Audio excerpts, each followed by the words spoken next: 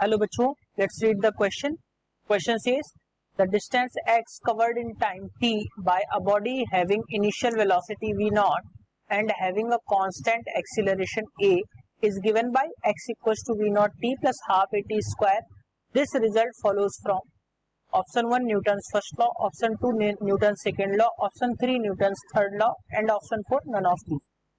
So बच्चों यहाँ पे अगर हम बात करें सॉल्यूशन की, तो सॉल्यूशन में हम सबसे पहले देखेंगे की कॉन्सेप्ट. अगर मैं बच्चों की कॉन्सेप्ट में यहाँ पे बात करूं तो न्यूटन्स के जो लॉज हैं, न्यूटन्स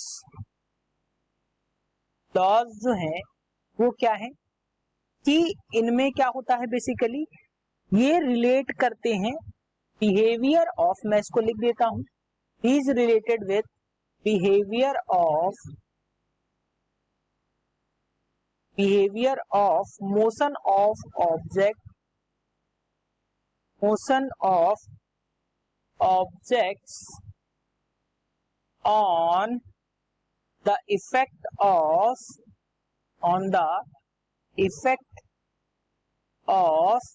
external force.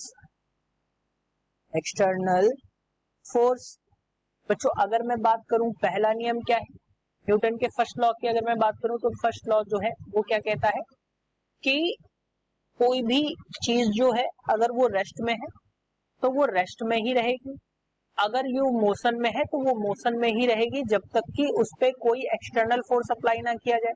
यानी कि यहाँ पे भी F की बात आ रही है. दूसरा जो है F is equal to ma होता है. और तीसरा जो लॉ है वो भी क्या है कि क्रिया प्रतिक्रिया का नियम है, जितना फोर्स आप अप्लाई करेंगे रिवर्ट में आपको उतना ही मिलेगा. तो बच्चों तीनों लॉज में जो है बात कर रहा है बिहेवियर ऑफ मोशन की on the effect of external force. यहाँ पे कहीं भी डिस्टेंस की बात जो है वो नहीं बताई जाती, जबकि इस इक्वेशन में यहाँ पे डिस्टेंस की बात बताई गई. तो ये जो डिस्टेंस की बात होती है वो s is equal to u t plus half a t square, जो कि बेसिक लॉ ऑफ काइनेमेटिक्स है. तो वो मैं लिख देता हूं, this is the basic law of kinematics. मैं इसको लिख देता हूं. सो यहां पे कहीं पे भी न्यूटन्स के लॉज जो है वो नहीं मिलते. सो बच्चों अगर मैं इसकी बात करूं तो option B that is none of these is the correct answer for this question. Hope you understood it well. Best of luck.